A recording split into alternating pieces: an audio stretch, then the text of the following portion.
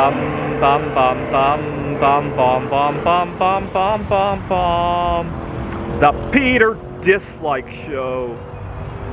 Bum bum bum bum bum bum bum. So this past month, inflation rates dropped from, I think year over year it was 5%. It's dropped from 7% down to 5%. Gotta point out something. That doesn't mean prices drop.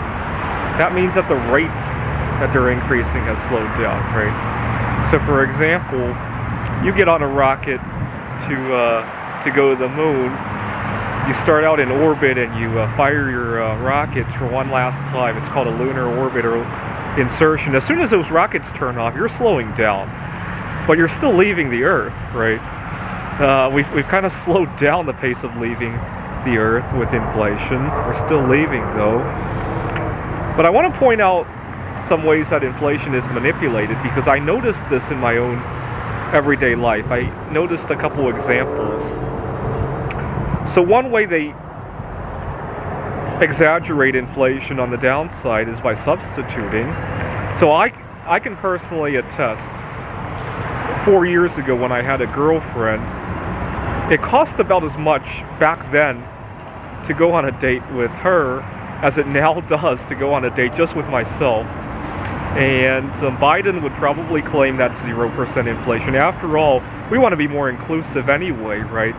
And so, so what if you have to be a little bit creative about your dating, right? You got 0% inflation. In fact, we're now very inclusive to people who want to go out by themselves, right? Of course, when it comes to actually hiring a solosexual at the White House, that's a whole different story, right? We don't have to be inclusive there anymore, right? So that's a substitution. I've noticed that at the store a lot, actually. I have food allergies, so I really have to pay attention to food labels. And I guarantee you, a lot of things have had their ingredients substituted. If you don't have food allergies and you're not concerned about ingredients, you might not know. Back in 2009, President Obama signed into law a requirement for restaurants to post their calorie counts, but he didn't require them to post ingredients. Now, I think there's a reason that restaurants agreed to that. See, with the calorie labels, if everybody's required to post them, it would be very easy to reduce the portion sizes while advertising that it's for your own good, right? With the ingredients, people don't immediately notice, if anything, they'll notice all these bad ingredients, right? They can't promote cost savings as for your own good if they had to list ingredients like they could with the calories, right? I think that's a big reason why the food industry unanimously agreed to that, right?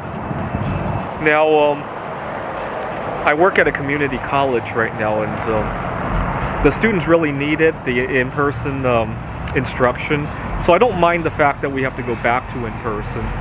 You can certainly get a lot more done out of it.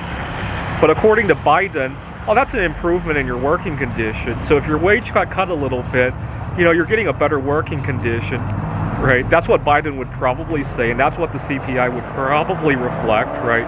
And so, wage cuts are not that bad, right? And so now we have to put up with commutes. We got to put up with all the car accidents on the highway on the way to work. We got to put up with all the extra time that has to be put into work. We have to put up with all the rigid schedules. Let's face it, a lot of times when I was working remotely, I really didn't dress properly, and it saved a lot of time not having to think about that, right? I know it sounds weird, but I'll confess to it on here. And so now we have to put up with all this crap to make less money so that we can have the luxury of being quote-unquote progressive, but it only works when we're going out to eat, right? As soon as we apply for a job, being progressive doesn't pay anymore, right? That's CPI manipulation in a nutshell.